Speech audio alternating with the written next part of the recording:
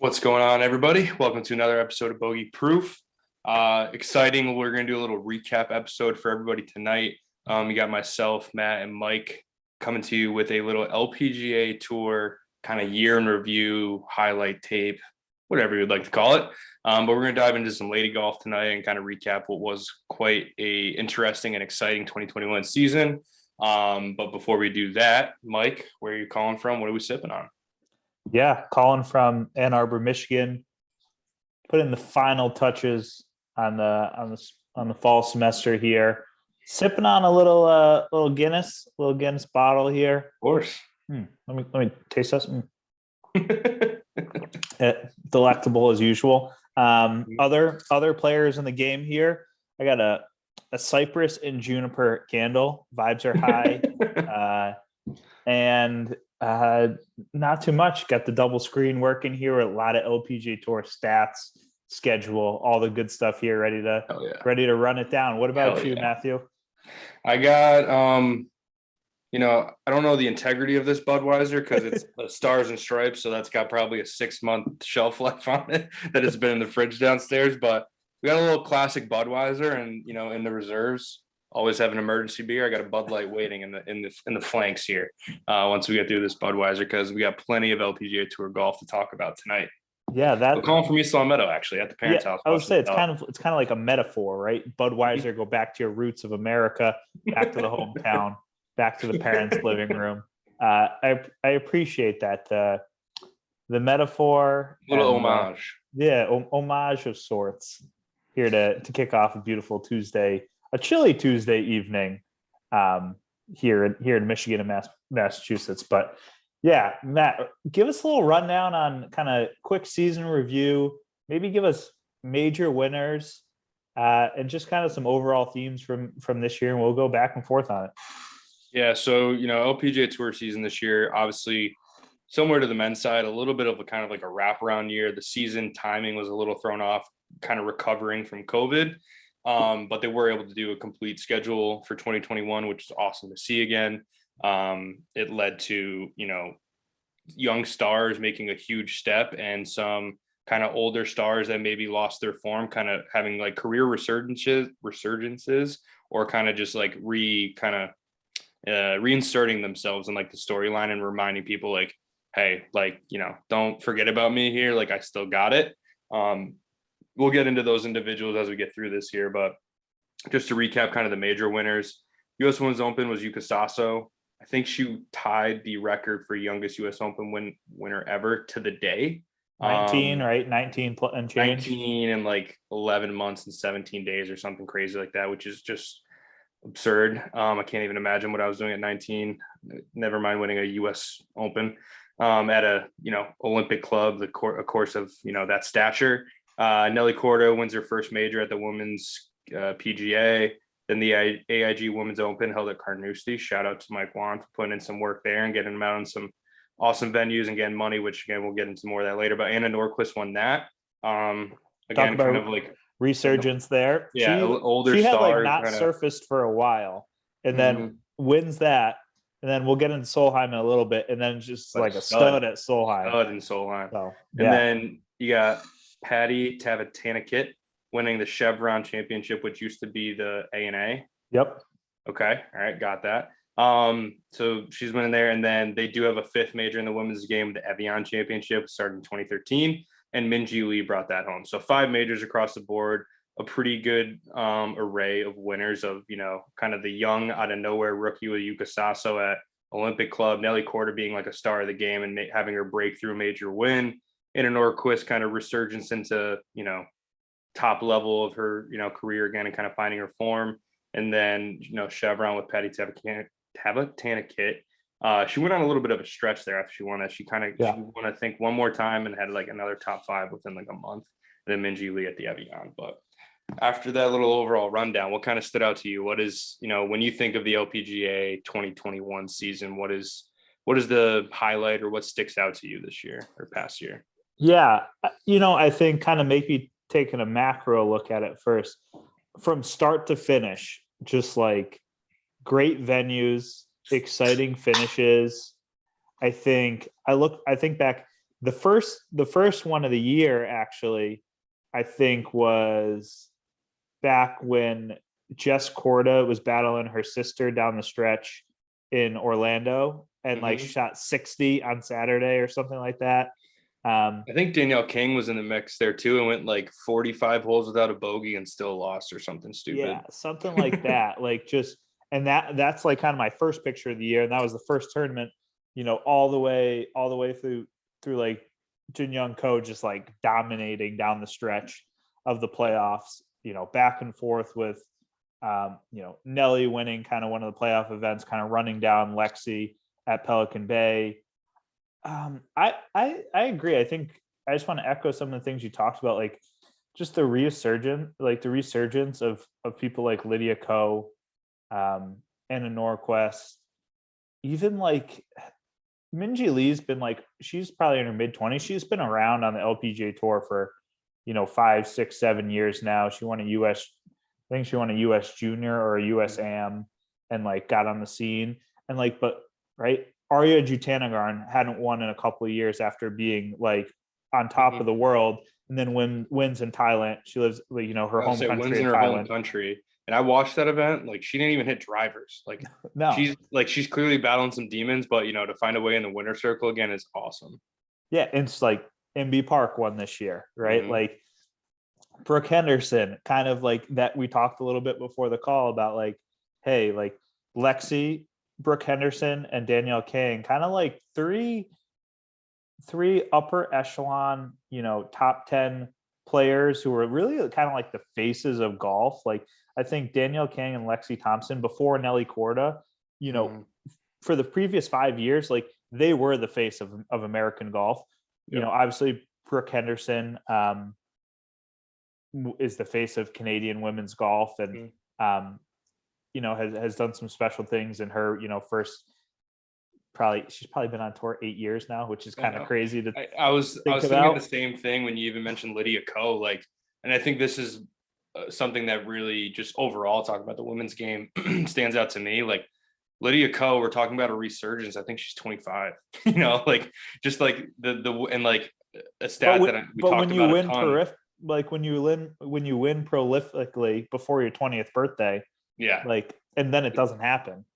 all of a sudden, what's wrong with you? It's crazy. It's crazy that the pressure that ends up on some of these girls that just come out of the gates at such a young age and just do just such amazing things. Like Lexi Thompson, 26 years old. We'll get into the U.S. Open a little bit more later, but like that was her 15th U.S. Open at 26. She's been playing in this when she was 11 years old. Like that is absurd. Like I just think the women's game, um, like I think that's one of the biggest things for me that stands out when you compare it to the men's game because they can be very different games at times with just like the different dynamics of how they play golf and everything. But I love the storylines like that. And again, U.S. Open, Yuka Sasso being the youngest U.S. Open champion or tying the record at 19, and Megan Ghana, like the amateur who like took a math exam on the Friday before, then flew to San Francisco and like in high school competing and was in the final group on Sunday or maybe Saturday, whatever it was. Like things like that, you just don't see as often in the men's side. And I think it's just like a really cool like feature, extra kind of little nugget that comes with the women's game that I enjoy watching and like chasing those storylines on a week to week basis. Like who's the 18-year-old, 17-year-old, et cetera, that's in the mix this week that I can kind of, you know, keep an eye on the leaderboard and see if they have some kind of a special week that kind of can change their lives.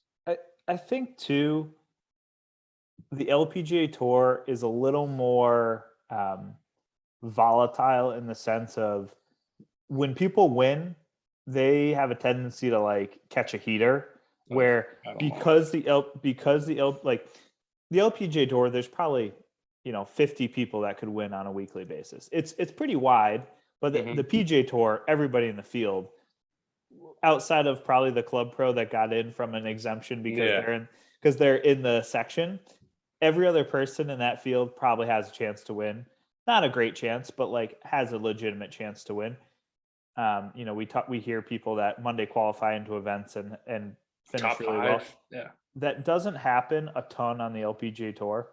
The the cream definitely rises to the top, and the best players play a ton. It seems like the Nelly Cordas of the world and like even Lexi, they play so much golf. I don't know if it's because the money's not as great and like that's their opportunity to make a bunch. It's cash grab, right, for them to play every single week. But I just think we have a tendency to see like if they don't win, every week or every other week, they just like they're top fives, and like really the only people that are doing that in the PGA Tour game are maybe like the John Rahms of the world, and it doesn't usually even sustain for more than a few weeks at a time. So it's different. Yeah, it's interesting, and I think there's probably a lot to unpack there with like why they play every week. But I think like part of it is like you said, like they're not making $1.7 million when they win a tournament, although they did get a huge kind of overall across the board purse increase in the last kind of couple of years, where I think their US Open is at least $1 million. And then the winner of their kind of tour championship gets $1 million. I mean, it's nothing compared to FedEx Cup, but it's trending in a much better direction than it was even 5 years ago. So good to see the game kind of catching up and kind of rewarding the talent that is there and the hours and the media and everything that goes into being a professional golfer. It's good to see them kind of,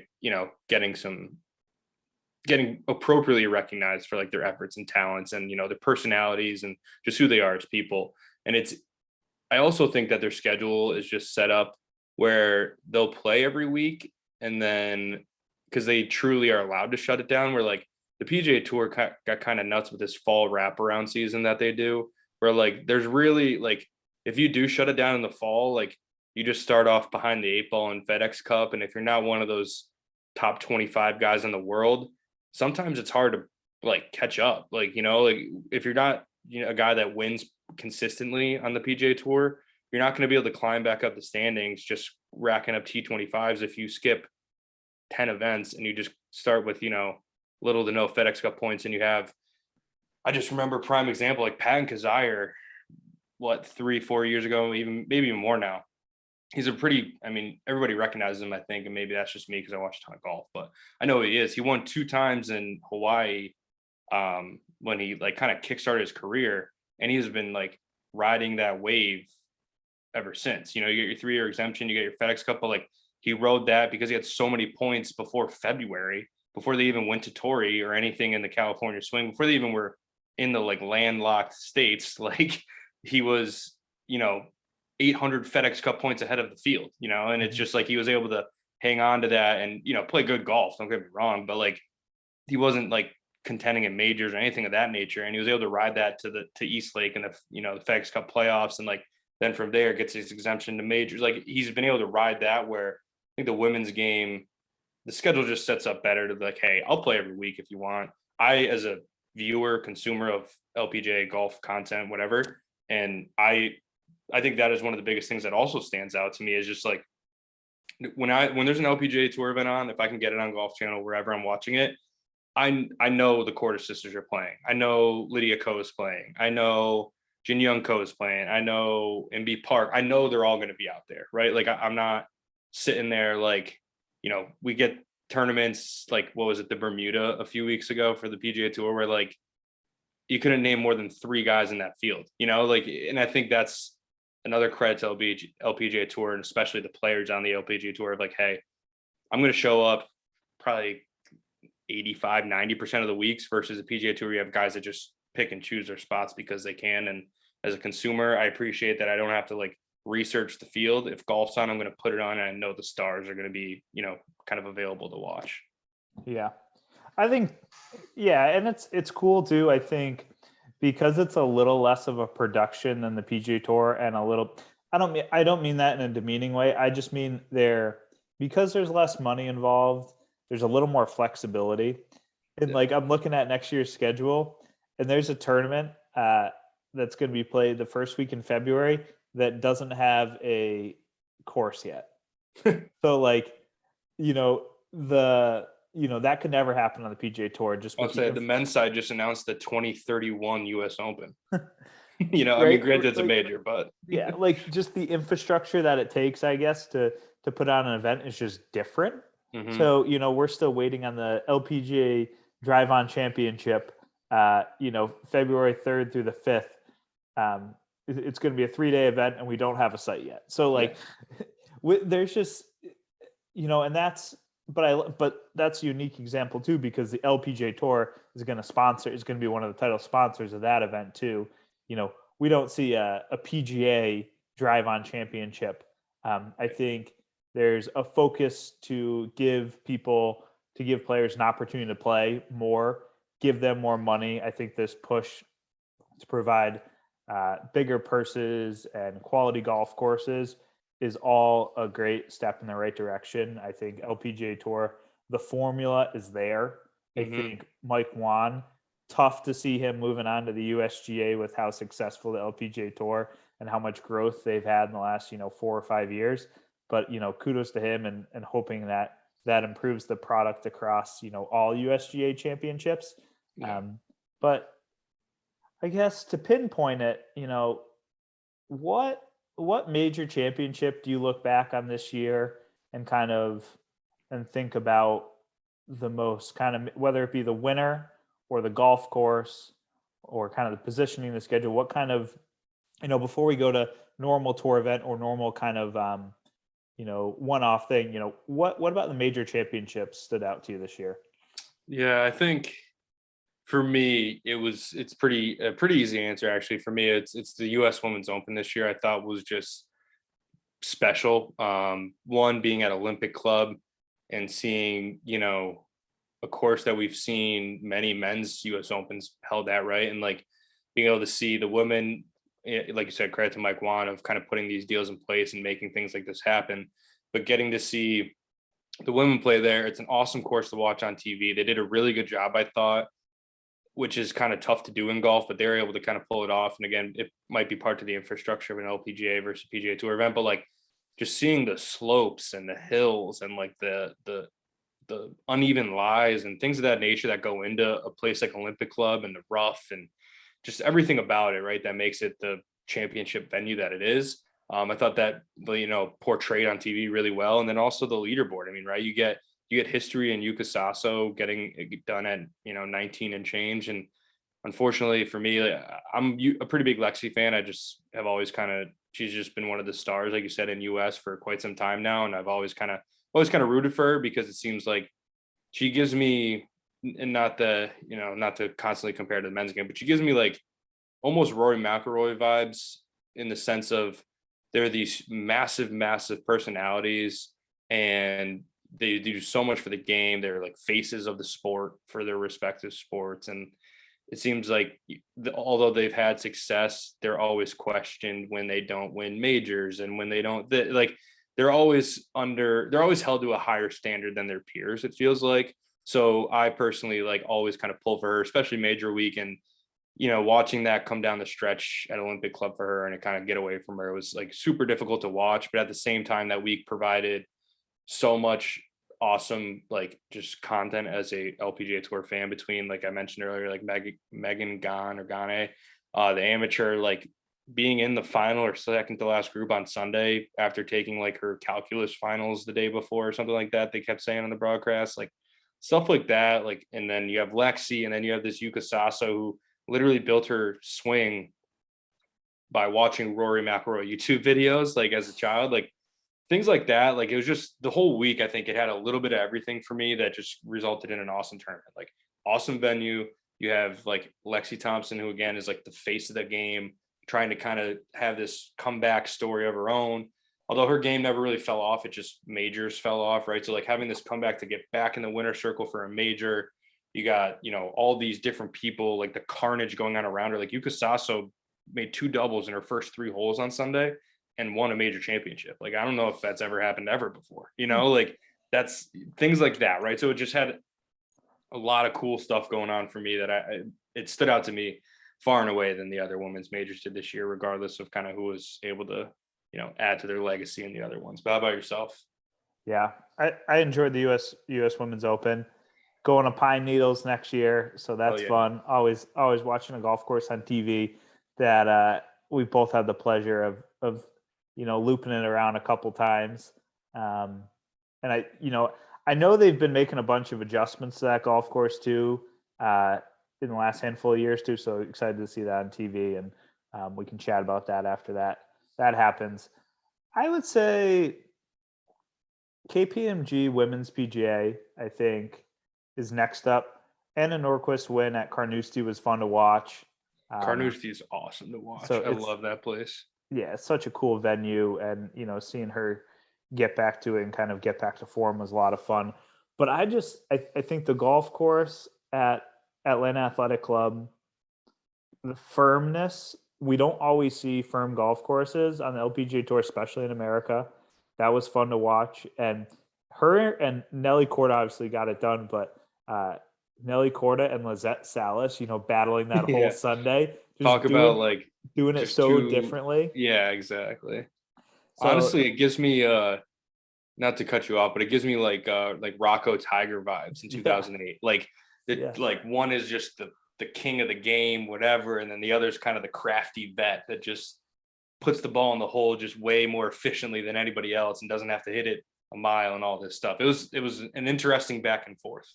Yeah, I mean, I think it's that, but it's maybe even like it's a little closer though, because obviously like Nelly's not Tiger, and Lizette Salas is a Solheim Cup player who's been on the tour for a long time. Like, I think the comparison of that is, Rocco didn't have a ton of PGA Tour success, not nearly as much success as a Lizette Salas has had. So, I think if Rocco was a 5-time or 10-time winner on the PGA Tour, like that's that U.S. Open's maybe even more epic than it was, because we all expected Tiger to like get it done eventually. Perfectly honest, where like we wouldn't have been like we would have been surprised if that Salas got it done. Be like, she's won on tour a bunch, right? She's been a top 25 player for almost 10 years now. So I think that was fun to watch. Nelly Korda's golf swing is just like pristine, effortless power, so much tempo. Just like I think if I was telling someone to learn how to play golf, like maybe you watch her and you watch her transition and her tempo through her golf swing, because it just shows you, hey, like if you swing fast but smooth, like and you hone it in, like you're going to generate a ton of speed. You're going to hit it in the middle of the club face, and you're going to hit a lot of greens and be successful. So I think she's just fun to watch. She's got a good personality. It's fun watching, her sister out there and good friends, and nice to.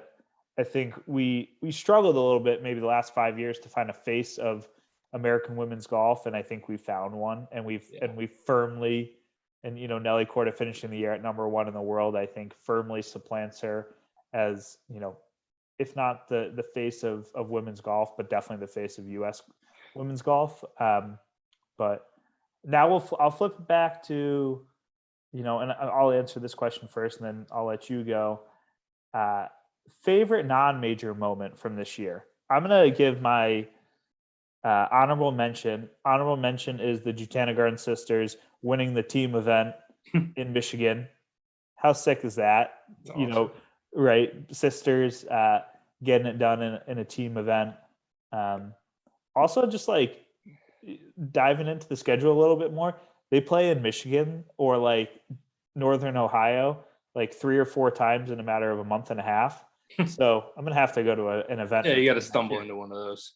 Yeah. So the one that's played in Toledo is like 50 minutes. So I got to sneak down there. But I would say what's sticking in my mind is the match play at Shadow Creek.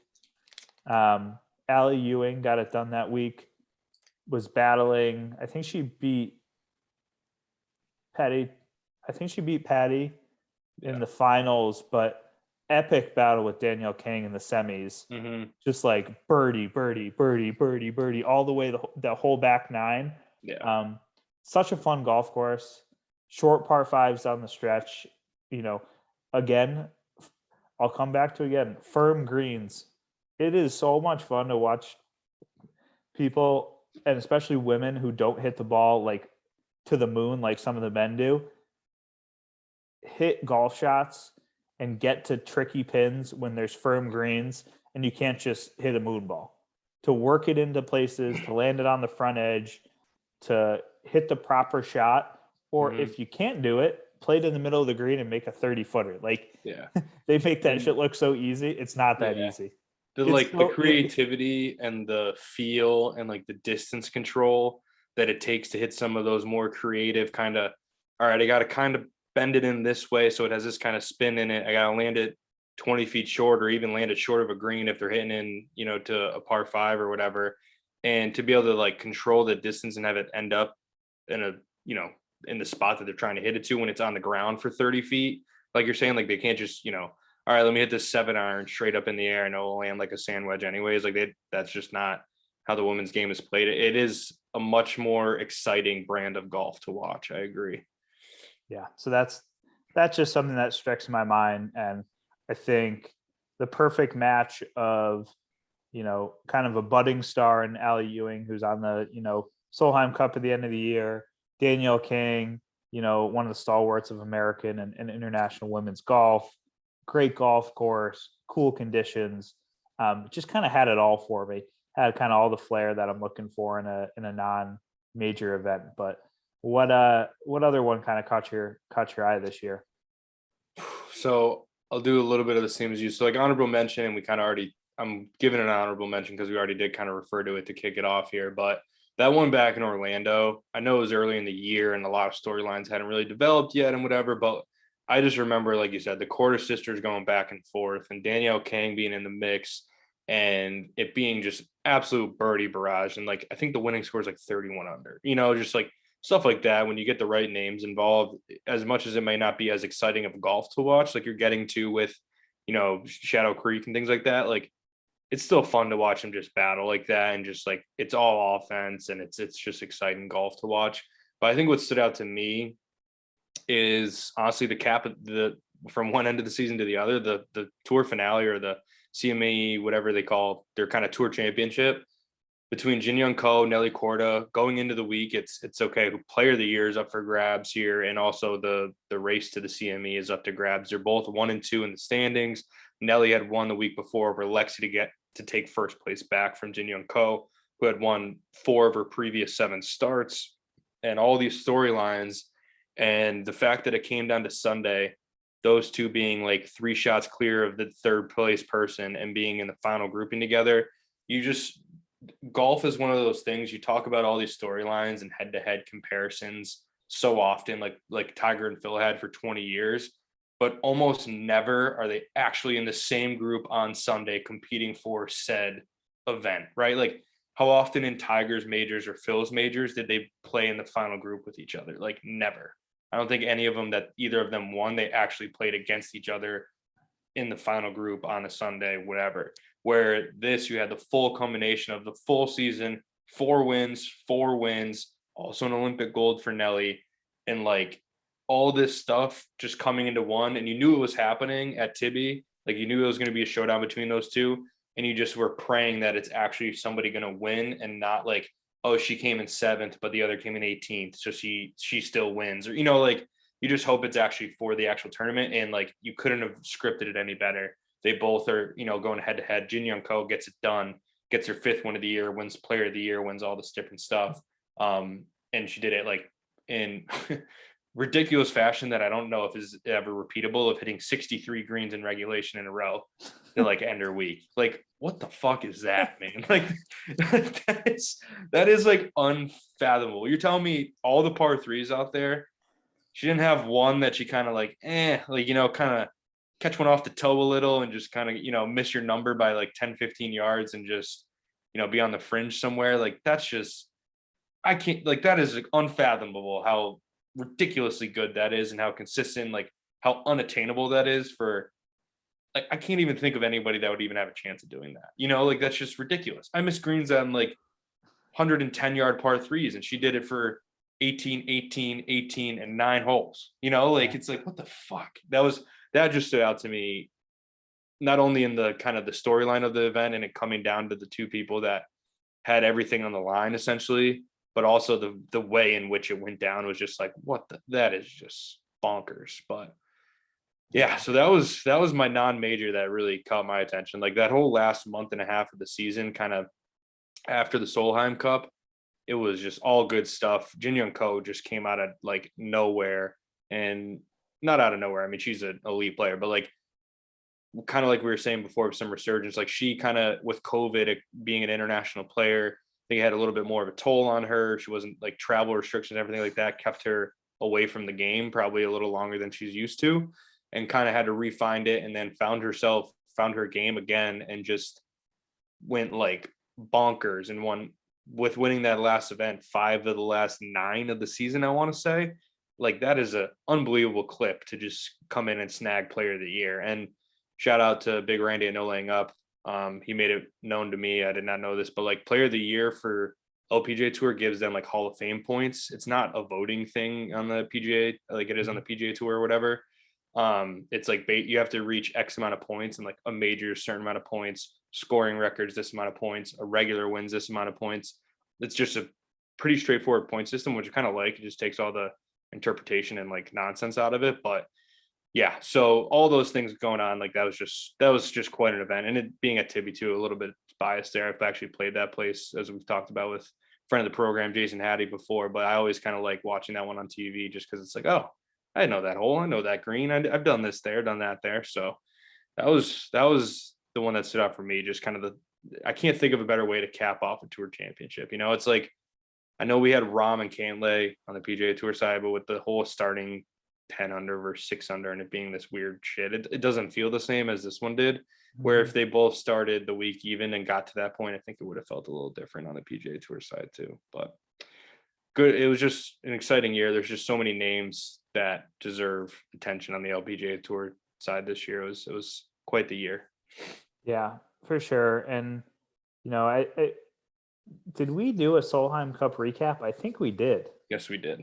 So I don't think we need to go too much into that, but awesome venue at Inverness in Toledo, and great stuff from both sides. Kind of some some budding superstars maybe on both sides, and we could maybe chat that at the end when we talk about, hey, what does 2022 look like? But kind of just want to put a bow on things that happened here in 2021. And I know we've chatted a little bit about the cash side here, but I want to put some figures to it and kind of some hard numbers. So next year CME Group Tour Championship will be extra 2 million in the pot. So moving from 5 to 7 million next year. Winner taking home over $2 million. It's about a 30% increase from this year's take home. So nice to see that. 60 players in the field, minimum 40K, which I think the thing about like the FedEx Cup is that everyone shows up and makes like 90K. It's kind of a nice little thing at the end. Glad to see that basement number moves up a little bit, and people just it's nice to see some guaranteed money in the women's game. Like you said, I'd say a majority of players play every week that they are eligible to play. So I'm sure it's a grind to like be like, hey, I don't want to waste this week and just miss a cut and get nothing out of this, because they do travel quite a bit too, given the international presence in the women's game. So it's like, they're grinding out there, and it's nice to see them be like, all right, I've qualified for the tour championship, right? I've made it. So, obviously still being competitive, you're always trying to win when you tee it up, and, they wouldn't be where they are without that kind of mindset. But just to have that in the back of your mind of like, hey, you're getting a check this week. Like, you worked hard all season, you got here, you secured your card for next year, all that stuff. It's nice to see guaranteed money. And I think, we'll probably have a whole separate podcast on this in the off season as it develops in the PGA Tour side, but that's what players are trending towards. They want more of that available for the top in the game. And I think it's nice to see the women's side trying to loop that into their system as well. Mm-hmm. Yeah, for sure. And a couple last minute points. Yeah, the cash on the PGA Tour side is astronomical right now. So we can talk about that, but it's such ridiculous. It's so ridiculous. It's crazy. Women's US Open winner will be a $2 million check next year. So pretty fun stuff on that. And then similar figure for the US Women's Open, or US the Open Championship. And then with the title sponsor, with the A&A moving to to Chevron Championship, a purse upgrade from 3.1 million to 5 million.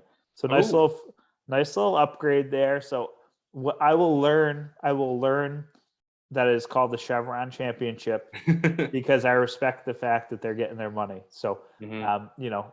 good for them, and appreciate those people working those deals. I just think it'll bring better athletes and better players to the game. So that'll be good. And also quickly, I just want to we'll go. I just want to Rolex World Rankings just to also give Mhm. some perspective. Top five, we got Nelly Korda, Jin Young Ko, Lydia Ko, Inbee Park, Si Young Kim, our top five here. Kind of stalwarts of the game. Obviously, Nelly and Jin Young Ko Yeah. way above everyone, but It, people clawing. it also, as I was talking about Jin Young Ko with the CME and kind of that tear she went on at the end of the world, she did all that and she still couldn't even grab number one in the world. Like that's how good of a season Nelly had. Like Nelly has been kind of this budding star for probably the last couple of years now, where like the talent's clearly been there. She hasn't been able to put it together for 4 days or in majors or whatever it may have been, and she finally had kind of the year that people were waiting for from her. 4 wins, an Olympic gold, a major, like just did it all this year. And, hoping that she takes that and is able to like, you know, double down. And I think having Jin Young Ko there kind of pushing her in one way or the other, like however you want to look at it, from a competitor standpoint, I hope that she's like, you know what, like fuck this. I want the number one ranking. I want to be number one player in the world. Like if I take my foot off the gas here, she's gonna fly right by me. So I better keep it going, keep working, whatever. Rest and recharge in the off season is always take care of your body, all that stuff that like is needed for prolonged success in any tour. But I hope it kind of keeps her hungry and keeps her going because this year was an awesome breakout year, and you just hope that she's able to kind of grow on that and build on that, and keep adding as she kind of gets going because she is certainly the face of women's golf right now in the States. Yeah, yeah, I agree. Excited to see what she does, and I think that kind of parlays us into outside of Nelly Korda. Give me one or two names that our listeners need to know moving forward to 2022. It could be household names, and you think they're just ready to break through, and kind of get to that I top, think top of the world, or maybe a rookie or something kind of that you could try on. so. There's definitely quite a few, and that's again, I think that's part of the beauty of the LPGA Tour. Um, from an American standpoint, I think Jennifer Kupcho is somebody who has a shit ton of talent and a lot of ability, and just is super. I want to say she's like second or third year on tour because she won the first ever Augusta National Women's Amateur over Maria Fassi 3 years ago. I'm sure I'm missing a year with COVID because we missed the year there, but um, whenever she won that first ever event, so you know, awesome amateur career. I think she played at Georgia Tech. No, Wake Forest. Wake Forest. So, really awesome amateur career, college career, all that fun stuff. And then essentially now made her Solheim Cup debut this year. So, she's been having success on the LPGA Tour to some extent to be able to qualify for that team and came out and put on a show. She ended up losing to Leona McGuire in singles, who is another name that I was going to get to after her. But, I think she went like 3-1-1 on the week and did so in like really dominating fashion when she did win, and just like super super young, super awesome talent from the American side. That is definitely worth keeping an eye on if you're just getting back into kind of LPGA Tour, kind of looking for something to watch in 2022, like you're getting at. And then, like I alluded to on the international side, Leona McGuire went 5-0-0 or 4-0-1 at the Solheim Cup, and like just made the game look really easy. Like was a killer out there, shades on, hitting hybrids from like 190 like to these pins that are up on a little ledge where it's like intended to be difficult to get to, like on your chip shots. Never mind with a hybrid from 190 yards and hitting them to like 4 feet. Never missed a putt. Didn't blink out there.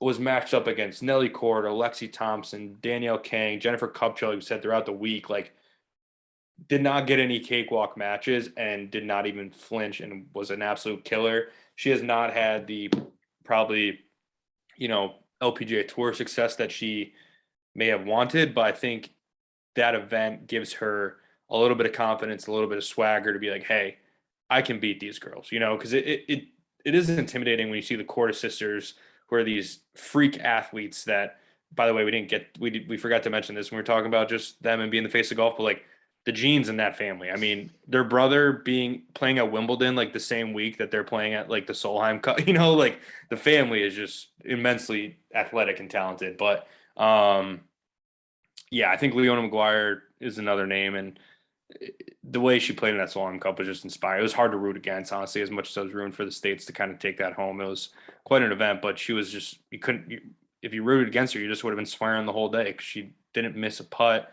didn't miss a shot. It was just clinical. So those are my two names. Again, I watched the Solheim Cup from beginning to end, so obviously I'm a little biased towards that event of where I'm picking from, but those two names stick out to me. How about yourself? Yeah, I got sort of a laundry list. I'm going to try to organize it in my brain right here. But people I'm excited to see back again. Mention Allie Ewing kind of figuring out a little bit and then being a good player at the Solheim Cup and figuring out how to win. Looking for her to be a top 10 player. That's kind of my out there. Maybe fighting to be, if this was an Olympic year, maybe she steals one of those Olympics. Obviously we're a few years away, but kind of, maybe sneaking into that top 4 of American players right now. Shan Feng, we missed her. She is a character. I missed her interviews. I missed that, just like that slow delivery of the golf club. She's like the John Daly of LPGA Tour. She like doesn't give a fuck. She's got she's an a odd superstar in the making. She's got an odd swing. She's not she doesn't look very athletic. You can tell she doesn't grind on her game when she's home, but she's just super talented. So hoping to see her figure it out again. Was at one point number 1 player in the world and now is down to 21st in the world. Her comments about quarantine and kind of just snacking instead of just waking up, snacking, taking a nap, snacking, taking a nap, snacking, and watching Netflix. Understandable that her game, didn't peak, post kind of that little hiatus that we had. Then going a little bit lower, 2 English women that I think are kind of poised to make a little bit more of a jump. Georgia Hall and then Charlie Hall. Charlie Hall is another, girl that we've talked about a little bit on this podcast. Just really good ball strikers, really gritty players. I think it's tough because they spent a lot of time playing on the European tour. Some of the few people that are still trying to play in both sides. We don't have that strategic alliance of the ladies European tour and the LPGA tour that we do on the men's side. So it's just difficult because they're still trying to play a lot of golf, in the UK and in Europe. And then going deeper, one person that, had a really good, maybe 2 years ago, she was probably at the top of her game and then struggled a little bit. Amy Olsen. She was kind of a stud maybe 2 or 3 years ago. Hadn't won for the first time, I think in 2017 or 2018. And then we haven't heard from her a little bit. I'm looking at the world ranking. She's 44th in the world. We need to get her back to her college days. She was a killer in college. You know how many events she won in college? Give me a number, Fontaine. Amy Olsen. Just because you're hyping it up pretty good here, I'm going to go with 8. She is the all-time leader in college individual wins. Playing for the North Dakota State Bison. 20 individual victories in her college. Holy fuck. Oh, you know what? It's looping around here. That's coming back to me. The 2020 U.S. Women's Open in Texas. She was in the mix there, and I remember she was wearing the North Dakota Bison hat. I remember we were talking about that now. That just looped all the way around back to me there. That just hit me now. That's 20 wins though is fucking nuts. What do they play, like 15 events a year? Like no, Maybe. probably closer to like 8 to 10. Yeah, like there's only so many weeks in a college season. That's fucking nuts. That's probably like, I bet you it's like, because she must have been playing as a freshman. Just if you're going to be that good, there's no way you're not playing right away. But like, is that like a 40% win rate in college? Got to be somewhere around there. Probably, honestly, probably better. I mean, she probably played, if we say 6 events in the fall, 6 in the spring, that's 12 times 4, 48, and she won 20. Whew. Whew. So not bad. Yeah, I don't know. She was a killer at one point in her career, and that doesn't just leave you. So the skill in its own right. I've done a lot of like, shout out to our guy Kyle Porter, wrote an awesome like year in review book for PGA Tour and had some LPGA Tour nuggets in there and stuff like that as well. But he has a little bit on Tony Finau where it's like, yes, winning is a skill, but like there's also a point where you have to just appreciate the like, if you're playing in a golf tournament and you're beating 150 out of 154 guys, like that's pretty damn good too. Where I think, kind of loop it back to like Amy Olsen, like she may not beat 150 out of 154 guys every week or ladies every week in her tournaments, but when she's got it, she beats everybody. Like there's a skill to that of like knowing you have an opportunity and like seizing the moment and like, whatever, however you want to put it, right? Like, and that's kind of the difference when you compare a guy like Colin Morikawa this year versus a guy like John Rahm on the PGA Tour side. John Rahm beat everybody but a handful of people for like 15 weeks, where Colin Morikawa beat everybody 3 weeks, and 2 of them just happen to be majors. Like there's certainly a skill there that I think, like you said, it's hard to teach, it's hard to find. It's more innate than I think anything else. It's kind of hard to define it, but it's interesting to see like how that impacts players differently and like how it either is something that they don't think about at all, or it's like all that they ever think about ever. Like a guy like Tony Finau that gets asked the question every single time he plays in a tournament. But all right, buddy. Well, it was fun recapping, and I mean, I'm excited for the LPGA Tour in 2022. I think we got some faces of women's golf that are gonna sustain us for a period of time. So I don't think we need to go searching for any more superstars, at least not in the next, couple of years. But the way the cycle works, we're bound to have a couple studs that end up on the LPGA Tour, that pop out of nowhere. Kind of like this year with, having a 19-year-old win the U.S. Women's Open or whatever other chaos goes on. So excited to watch some more. And I know, you're going to be rocking your LPGA Tour hoodie, supporting the girls and watching a bunch more. Absolutely. Cheers. Always a pleasure. All right. See you, buddy.